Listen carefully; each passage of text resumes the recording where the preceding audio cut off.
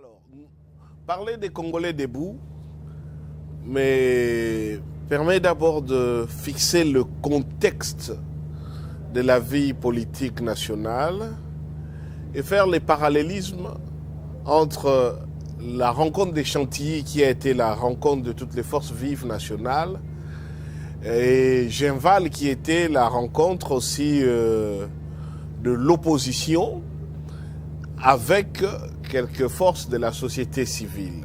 Comment nous avons évolué de Genval à Chantilly, et de Chantilly où le Congolais debout vont entrer dans l'histoire des mouvements citoyens.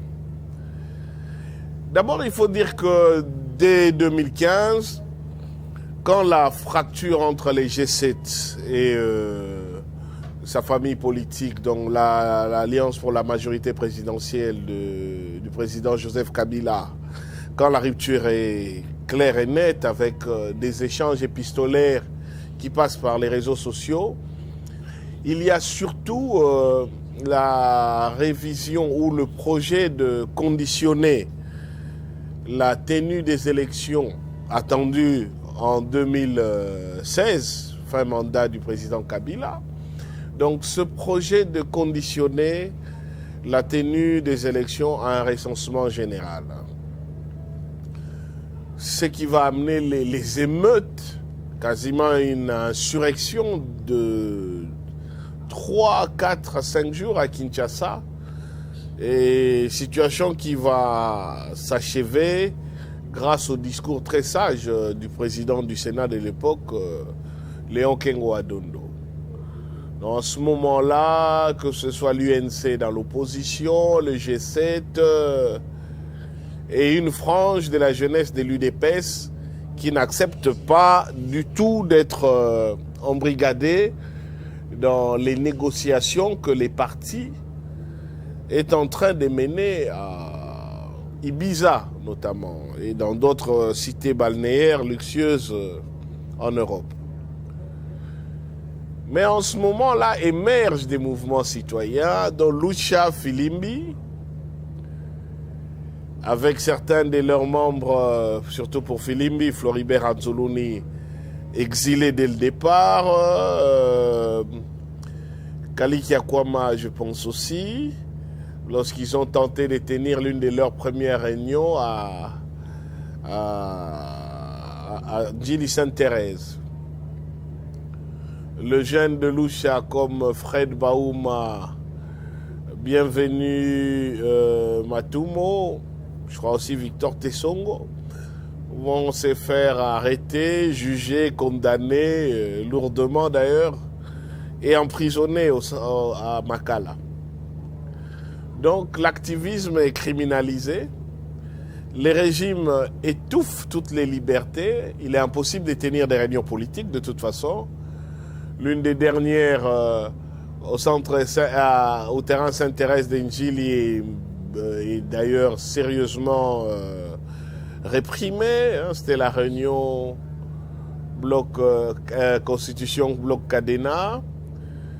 Les acteurs politiques sont arrêtés. Les gens refusent de céder leurs espaces pour les tenues des réunions. Le gouvernorat refuse systématiquement, alors qu'il n'en a pas les droits, la tenue des manifestations et des rassemblements.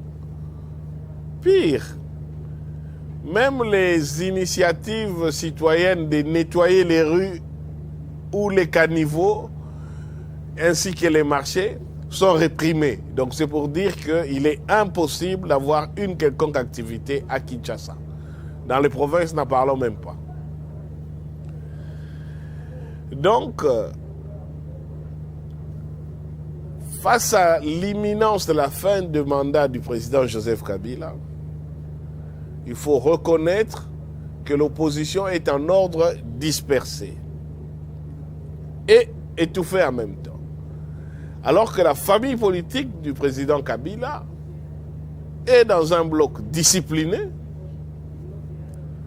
dans un bloc monolithique, avec un chef et l'intention d'obtenir un glissement, un passage en force, via aussi des dialogues au cours desquels ils vont procéder à des débauchages, puisque l'opposition n'a pas, par définition, un chef unique. Moïse Katumbi est exilé et la répression bat vraiment son plein. Donc il faut opposer au bloc de Joseph Kabila qui est uni, qui est homogène, qui est discipliné, ça il faut le reconnaître, et qui a les moyens de l'État, et la force qui va avec, et la capacité des contraintes et des corruptions. Il faut lui opposer aussi un bloc de l'opposition qui soit uni. Mais uni autour de qui? Surtout si l'UDPS est en train de négocier en catimini avec le pouvoir, même si une grande partie de sa base courageuse et idéaliste refuse. Donc, en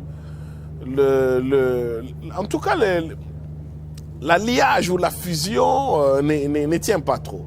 Mais les cadres, en tout cas, avancent.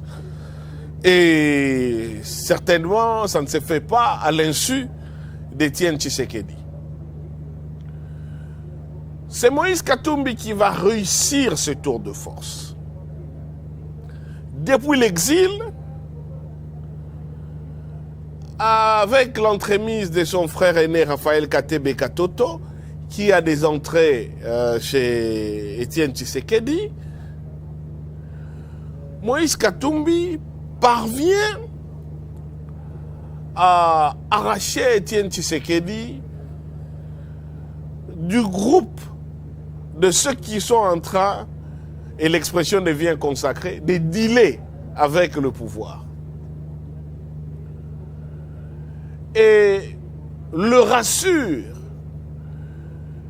qu'il est en mesure d'amener toutes les forces de l'opposition, y compris celles qui le soutiennent, lui, Katumbi, sous l'autorité d'Étienne Tshisekedi comme chef de file de l'opposition. Or, l'un des arguments certainement que le pouvoir a exercé comme moyen de pression et aussi de captation de l'UDPS, c'est de dire que le Katanga ne pourrait ouvrir de porte à l'UDPS que grâce à l'appui et à l'accord qu'il pourrait avoir avec le camp de Joseph Kabila, étant donné qu'un autre personnage politique fort du Katanga, Antoine Gabriel Kyungwa Kumwanza, était considéré comme totalement hostile à l'UDPS et au bloc kassaïen dans sa globalité. Donc cette idée était tellement ancrée qu'on imaginait mal qu'un tel accord puisse avoir lieu sans que très vite il ne soit saboté par Baba Kyungu. C'est là où Moïse Katumbi va se porter garant de pouvoir trouver un accord à ce niveau et de voir Baba Kyungu accepter d'entrer dans une plateforme politique sous l'autorité d'Étienne Tshisekedi. Alors qu'il n'y avait pas encore longtemps, il y avait une union sacrée à l'époque du maréchal Mobutu, sous l'autorité d'Étienne Tshisekedi et d'Ngus Karlibonde, qui avait implosé parce qu'à un moment donné, Baba Kyungu et les autres n'avaient plus accepté la manière dont Étienne Tshisekedi menait son leadership. Donc l'histoire va se répéter. Et je suis en France à l'époque. Je reçois un coup de fil de Baba, un coup de fil de mes frères aussi. Il dit que Baba arrive à Bruxelles. Il y a des consultations politiques qui se préparent. Je suis le seul de la famille qui soit à proximité. Donc je renonce à tout autre projet. Je dois aller accueillir Baba à l'aéroport. J'arrive quelques jours avant. Je rencontre Olivier Kamitatou, avec qui nous échangeons. et qui me fait comprendre l'importance de la présence de Baba Kyungu aux assises de Jean-Val. Et mon rôle étant d'assurer sa protection et que je m'assure qu'en aucun moment où Bruxelles est une ville en ébullition et très proche de l'opposition, surtout l'opposition radicale que l'UDPS incarnait à l'époque. Et donc il fallait éviter tout incident qui pourrait braquer l'opinion katangaise et qui pourrait faire que mon père ne puisse pas participer aux travaux. Je n'ai pas récupéré Baba Kyungu à sa vingtaine. Nous trouvons l'hôtel qui lui avait été réservé à Bruxelles. On apprend que Moïse Katumbi n'est pas sur place. Ça, c'est ce que les médias disaient. Qu'il serait en Allemagne ou ailleurs pour des soins. Mais dans la soirée, et c'est la première fois que je le vois, Salomon Kalondade arrive. Baba l'identifie, me présente à Louis. Et il nous informe que Moïse Katumbi l'a envoyé expressément pour ramener Baba là où il se trouve, dans sa résidence en Belgique. Donc moi, j'aide Baba à mettre ses bagages dans le véhicule. Baba me dit au revoir. Et c'est Salomon d'ailleurs qui va dire, mais non Baba, c'est votre fils, c'est d'ailleurs mieux que vous veniez ensemble. C'est deux fois comme ça que l'histoire s'écrit avec des réflexes presque des hasards. Donc nous embarquons. Je suis curieux de voir le fameux Moïse Katumbi, dont j'entendais parler, que j'ai pu voir de très loin le jour où nous étions tous invités à la prestation de serment de Joseph Kabila après les élections de 2006, en tant que coordonnateur de la CI à l'époque, dont j'ai entendu parler comme celui qui challengeait mon père au Katanga, que j'ai vu via les réseaux sociaux et les médias quand on a intenté une procédure judiciaire contre lui sur la fameuse affaire des mercenaires, que j'ai vu être évacué, mais je n'ai jamais eu un entretien en tête-à-tête avec lui. Donc nous arrivons à sa résidence, il est là, je crois habillé en chemise manche courte bleue, de la Légion de Marie, donc très catholique. Accueille Baba, Baba les présente à moi, il m'accueille immédiatement comme s'il m'a toujours connu. Et Moïse Katumbi, ce n'est pas seulement à moi qu'il donne cette impression. Pour beaucoup qui le rencontrent, qui ont une idée de sa personne, de sa fortune, de sa renommée, je crois que la première chose qui frappe, c'est la simplicité avec laquelle il accueille les gens et comment il met les gens à l'aise immédiatement. Et donc, il cause. Les entretiens sont cordiaux, ça c'est sûr. Mais il y a quand même de la tension. Il y a de la tension parce que j'essaie de voir quand mon père est préoccupé et même un peu irrité. À un moment donné, il m'appelle à l'écart, mon Baba Kyungu, me dit, mais est-ce que Moïse est fou? Est-ce qu'il comprend ce qu'il est en train de me demander? Est-ce qu'il comprend si ça va passer au Katanga? Alors, je lui demande, mais ça, c'est quoi? Il dit, bon, il faut quand même qu'on trouve... Il ne me dit pas de ça, hein, mais il me dit, bon, il faut quand même qu'on trouve une solution. On ne peut pas laisser ces pays entrer dans une impasse. Il faut aussi qu'on vous donne un avenir à vous, nos enfants. Et je vois, à chaque fois, on mange ensemble, on parle de certains sujets. Après, donc, à cette résidence-là, nous ne sommes qu'à 3, à part les personnels. Et peut-être que l'épouse de Moïse Katumbi viendra, mais ça, je ne sais plus trop. Mais je sais que nous sommes à 3. J'accompagne Baba dans des réunions à Bruxelles. Les réunions du G7, les préparatifs des Genval. Mais je sais vous voir, à un moment donné, Baba se met sur un banc, Moïse Katumbi arrive, là je les prends en photo. Baba s'élève pour marcher dans le jardin, Moïse l'accompagne.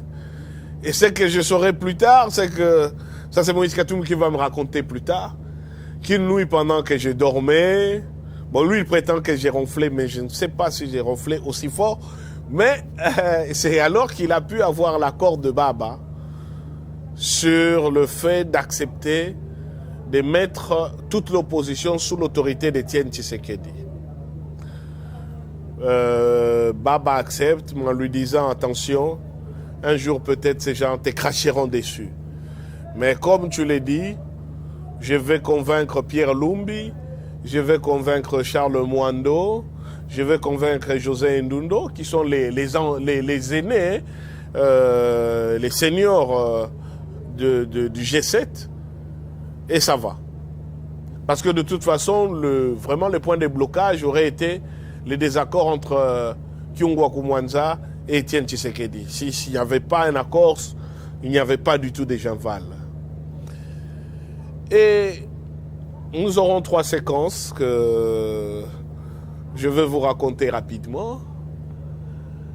La première, c'est que, comme tous les acteurs politiques commencent à quitter Kinshasa pour venir à Bruxelles avant d'aller à Genval, une réunion, moi je dis la vraie réunion des Genval, la première séquence de la vraie réunion des Genval, se tient au sous-sol d'un hôtel bruxellois qui s'appelle le Lambermont.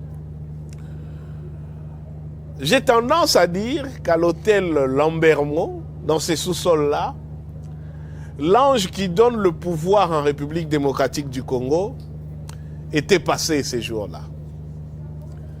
Et cet ange a distribué le pouvoir.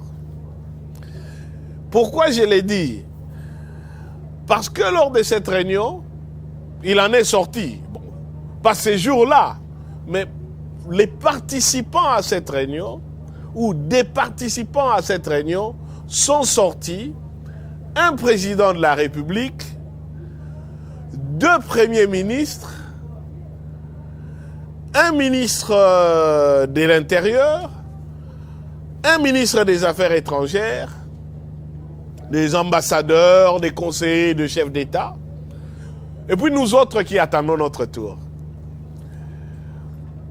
C'est-à-dire qu'au cours de cette réunion, si vous voulez, on prit part pour l'UDPS Félix Antoine Tshisekedi Tshilombo, actuel président de la République. Donc vous voyez, quand je vous parle de l'ange qui est en train de partager le pouvoir, Bruno Tshibala, Félix Tshisekedi en tant que secrétaire aux relations extérieures de l'UDPS, Bruno Tshibala, je ne connais plus sa fonction de l'époque, qui deviendra Premier ministre.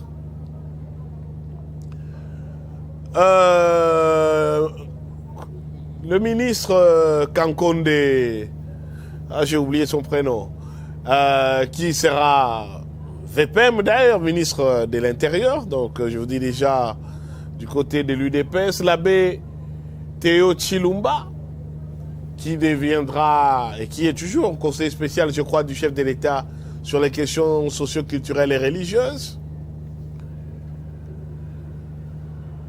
Sama Lukonde Kyenge, Premier ministre. Christophe Lutundula Apala, Pene Apala, qui deviendra vice-premier ministre des Affaires étrangères.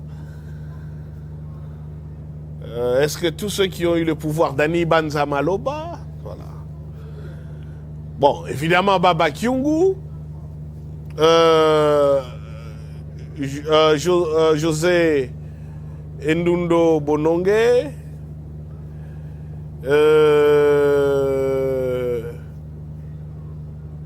Olivier Kamita Touetsu. Moi, j'accompagne Baba, donc je n'ai aucune qualité, mais j'espère quand même que l'ange avait déposé quelque chose pour moi et que je vais fructifier plus tard. Et d'autres dont je n'ai pas besoin de... Ah, Salomon, il dit Kalondade là, évidemment. Salomon, Kalondade là. Ah oui, le docteur... le docteur... Oh là là... Qui était devenu sénateur, qui était l'exécutif du G7. Mais bon, globalement, je vous ai cité les noms des personnalités qui ont pris part à ces négociations-là. Alors donc on discutait un peu sur le format de la réunion. Nous devrions aboutir à créer quelle plateforme, les fonctionnalités de cette plateforme et les exigences. Je me rappelle par exemple quand les débats portaient sur les partis politiques qui ont été dédoublés, donc on appelait les doublons. Félix Tshisekedi qui ricane, il dit ah, ça vous fait aussi mal. Parce que nous, on n'a connu que ça, hein, les doublons, et on n'avait pas trop entendu les gens se plaindre pour nous. Donc voilà, ça c'est un peu l'atmosphère. Mais globalement, c'était... Les échanges ont porté sur le fait qu'il devrait aussi arrêter avec les négociations en catimini avec le pouvoir. Et Félix Tshisekedi était vraiment du côté des gens qui étaient très proches de Moïse Katumbi sur ce registre-là. Mais bon, il y avait encore de la tension dans l'air. Alors à un moment donné, on discutait questions protocole, on discutait pas mal de choses et Baba Kyungu va prendre la parole. Il dit, je vous ai tous écoutés, mais je pense que si nous sommes vraiment là, c'est parce que nous avons besoin que l'opposition soit unie. Et pour que l'opposition soit unie, nous devons avoir un seul chef. Et je pense qu'il est très clair que le seul chef que nous puissions avoir aujourd'hui, c'est mon frère Étienne Tshisekedi Wamulumba. Le soulagement qui est arrivé dans la salle démontre à quel point nous avions tous, en fait, nous étions tous sous tension et on l'a réalisé que quand il a fini cette phrase, tout le souffle est retombé, la tension est retombée et l'atmosphère est devenue ultra cordiale. Même les autres débats étaient devenus vraiment des débats inutilement protocolaires. Donc on a envoyé une équipe, voilà justement l'équipe qui est partie rédiger le document, c'était avec le docteur Moulicho, Didier Moulicho, qui deviendra sénateur. Donc c'est celui dont j'ai oublié le nom en ce moment-là. On finit la réunion, nous sortons, nous sommes sur le perron de l'hôtel et on attend que notre véhicule vienne nous chercher. Et Félix est presque à nos côtés sur le trottoir. Félix Tshisekedi, le président. Eh bien, il voit Baba, donc automatiquement... Ah, bonsoir Baba. Baba dit, Félix, ça va? Comment va l'autre? Il dit, ah, et s'il va bien, il va dire à mon frère Étienne que bientôt je passerai les saluer. Donc le message était passé.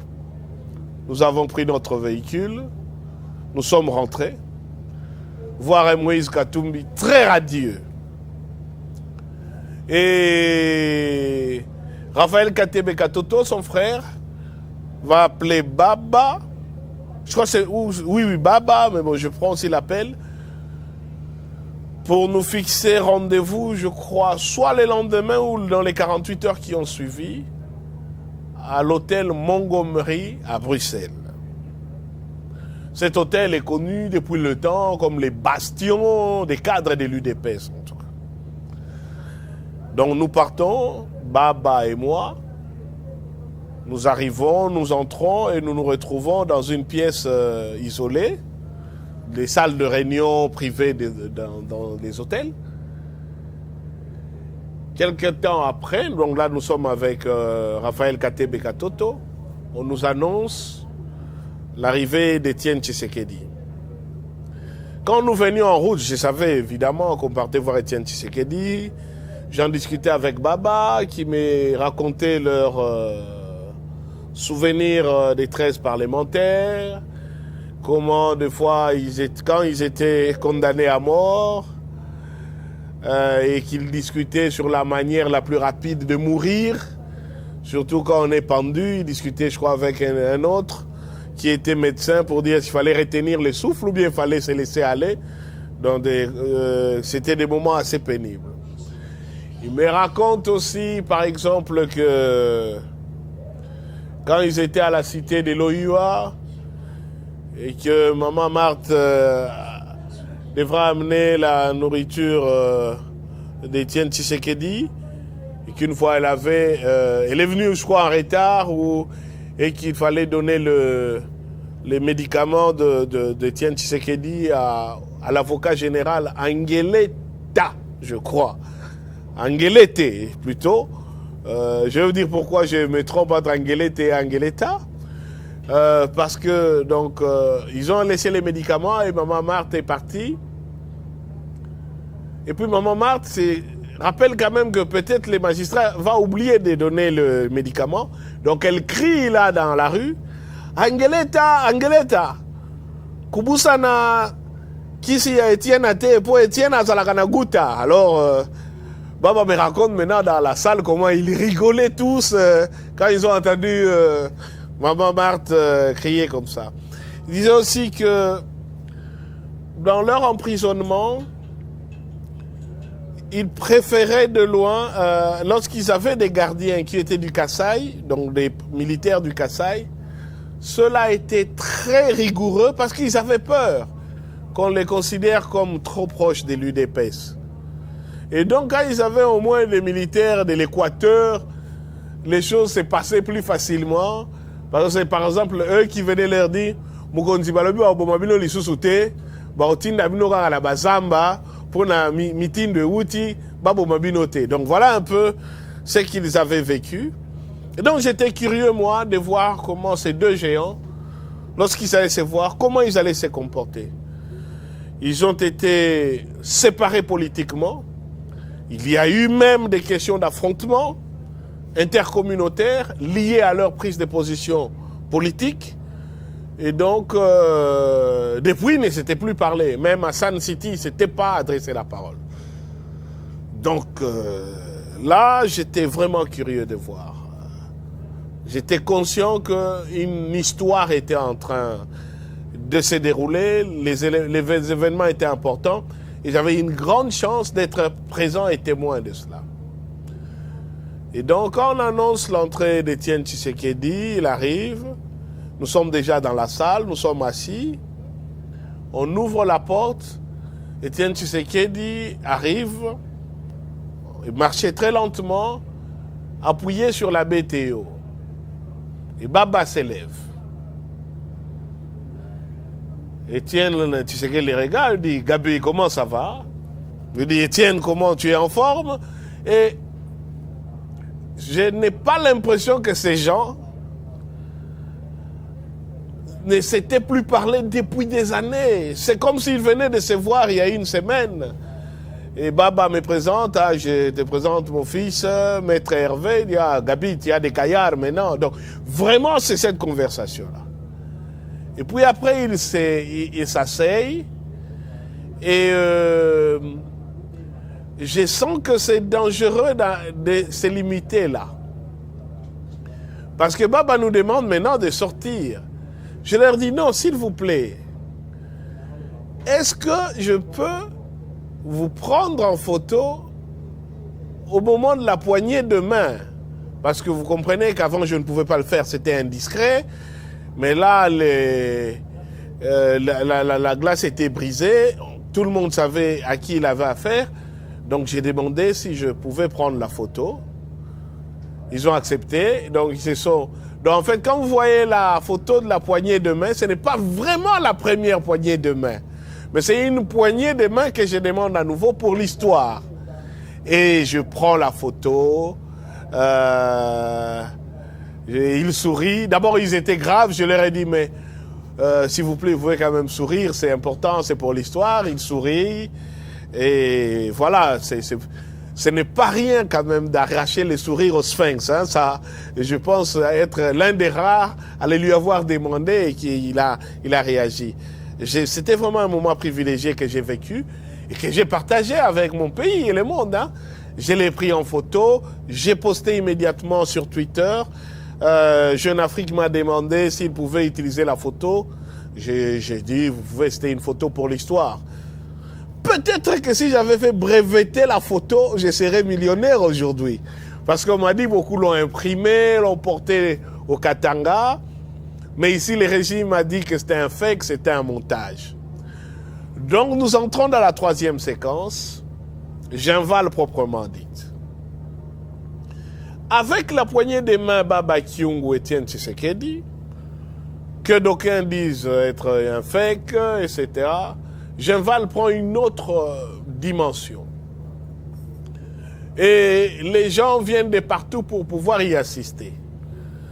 Et comme toujours, l'UDPS qui n'est pas caractérisé par le respect du protocole et de l'ordre, tout ce que l'UDPS compte cadre des je ne sais où, tout le monde vient et tout le monde veut être dans la séquence. Et là, ça va être très compliqué. Ça va être très compliqué parce que moi, je suis avec Feu Papa Charles Mwando Simba, Baba Kyungu. Je leur sers d'assistants, de protocole et tout ce qu'il faut. Et bien sûr des fils. Et au moment de la grande réunion des signatures et des lectures de l'acte de Genval, il nous est impossible d'accéder à la porte principale. Parce que voilà, tous les cadres, les caciques et tout ce que vous connaissez de l'UDPS, ils ont bloqué l'entrée. Ils veulent tous entrer, ils veulent tous être dans la salle parce qu'ils doivent voir Moula Kouassa, Tatou Etienne. Donc c'est très compliqué d'entrer par là. Et donc je négocie avec les personnels de l'hôtel. Je crois que celui qui a souffert ces jours-là, c'est Salomo Kalondade là. Parce qu'il y avait des gens que Félix Tshisekedi venait ajouter sur la liste qui n'étaient pas prévus. Il y avait ceux que Kabouya lui-même a menés. Et il y avait ceux qu'on ne sait qui a menés, mais il fallait qu'ils entrent. Je pense que les débuts de ces ennuis viennent de là. Mais ça, c'est une autre histoire. Donc, moi, je négocie avec le personnel de l'hôtel.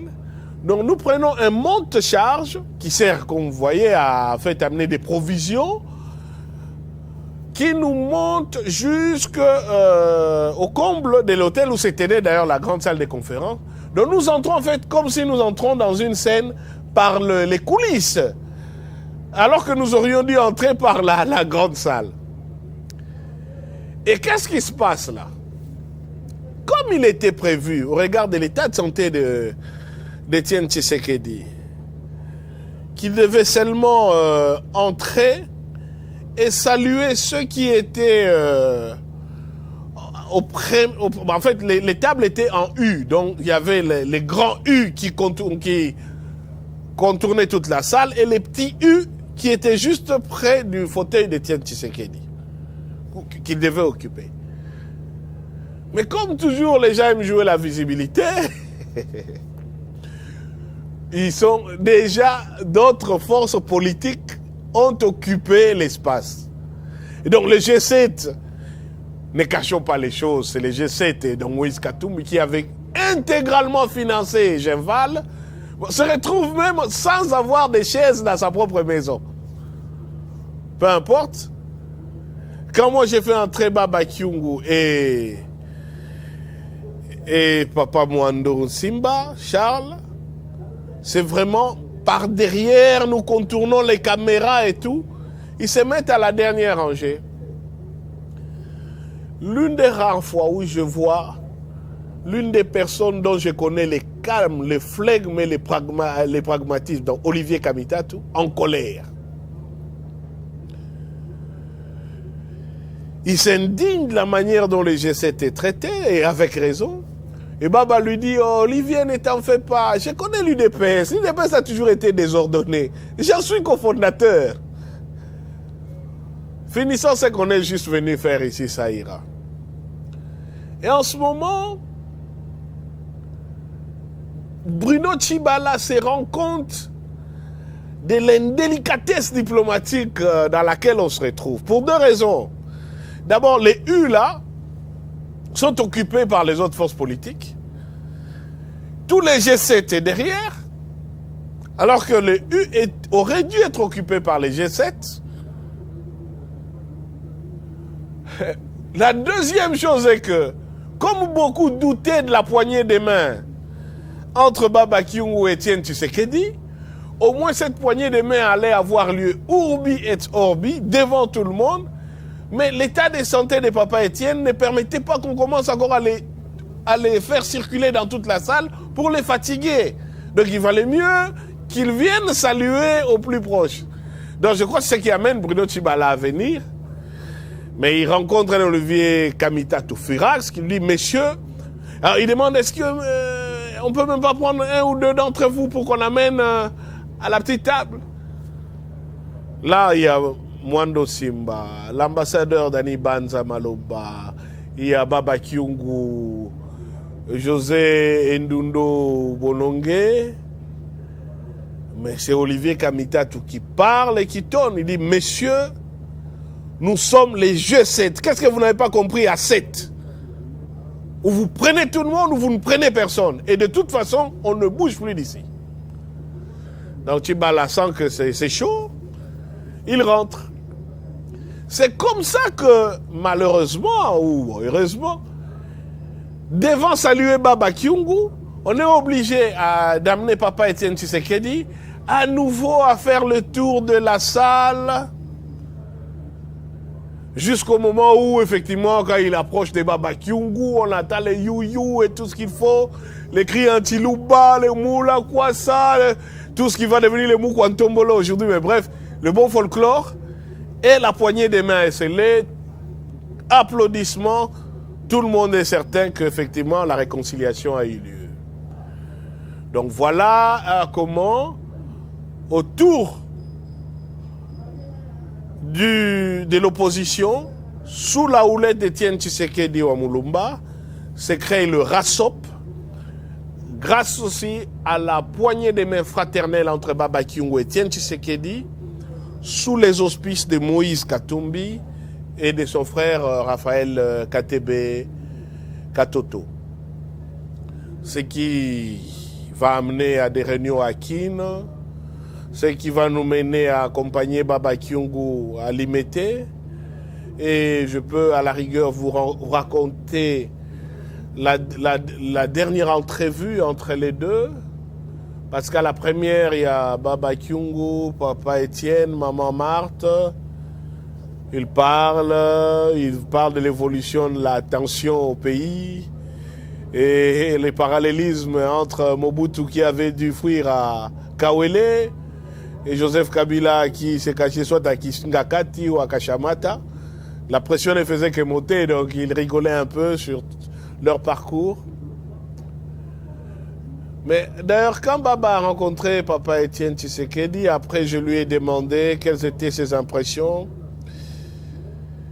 Il m'avait juste dit, c'est maintenant que je vois un peu prémonitoire, c'est dommage, Etienne est vraiment affaibli. Mais on va continuer le travail. Donc la dernière rencontre s'est faite à Limete. Ils échangent. On venait de brûler d'ailleurs les sièges de l'UDPS. Hein. Il promet, Etienne Tshisekedi dit, je dois venir à Lubumbashi. Il n'y a pas de souci, je t'accueille. Je vais réserver une grande vache pour toi. Et puis nous irons à Kabongo. Je crois que c'est un des lieux mythiques du Boulouba, où les choses avaient commencé. Donc ils échangent, ils rigolent. Mais ce sera la dernière fois qu'ils se verront en fait. Dieu soit loué. Je crois que c'est Chako. Hein? c'est pas Chak ou je ne sais plus qui nous a pris en photo ces jours-là. Et sur cette photo, Baba Kiungu est là, Papa Etienne est là, Monsieur Wankwenda, Jean-Marc Abound, feu l'ambassadeur Kanounou, vice-président de l'UNAFE qui est là. Donc je crois que c'est ce groupe restreint qui participe à cet échange. Et là va commencer l'histoire du RASOP, donc qui était la conséquence des Genval. Mais à côté, les mouvements citoyens, on sent qu'il y a beaucoup d'idéaux, il y a beaucoup de force, beaucoup de courage, mais la société civile n'est pas encore vraiment, véritablement aussi unie en un bloc comme maintenant les politiciens le sont avec les RASOP. Et d'ailleurs, les régimes s'organisent pour nous créer des mouvements citoyens des pacotilles qui sont en fait des mouvements citoyens du régime, comme le NOJEC de l'actuel ministre de la Justice, Constant Moutamba, qui roule en fait pour les régimes, le régime de Joseph Kabila. Donc, la Cinco tient une de ses assises au cours de laquelle elle lance un message très poignant. Le pays va mal. Le pays va très mal. Congolais, levez-vous. Et sur ces messages, Sindika Dokolo va surfer et va lancer son appel à rejoindre les Congolais debout.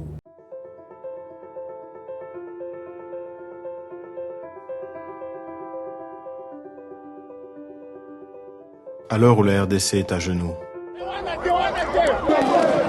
à l'heure où la pauvreté a confisqué toute dignité,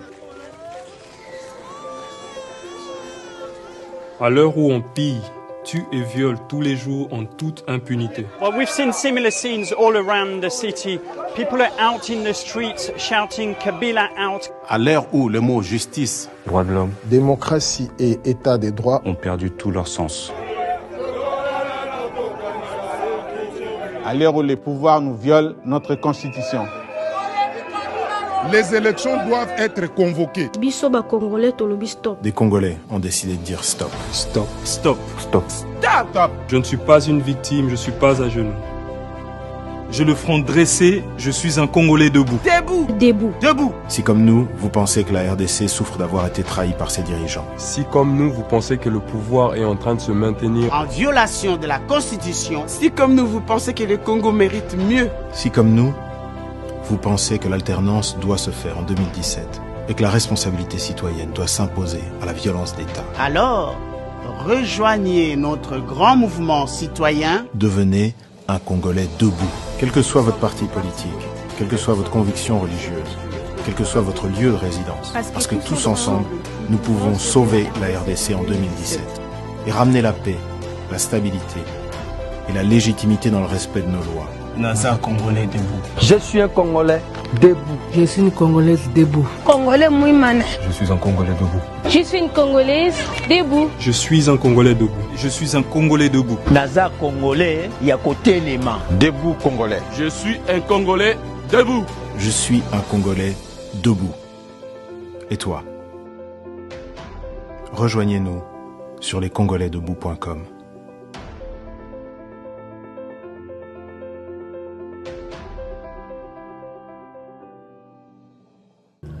Là, moi, je suis cet appel comme tout le monde. Hein. Comme je l'ai dit, c'est par un coup de fil des syndicats d'Okolo de le rejoindre en Europe. Et je participe aux assises des Chantilly que le syndicat d'Okolo va me présenter automatiquement comme le porte-parole. Et sans m'avoir dit que je serais désormais le porte-parole. Et d'ailleurs, au cours de ces assises, il me prend pour aller me présenter à l'abbé Joseph Lukelu. L'abbé Joseph Lukelu qui était notre préfet au collège Elikia.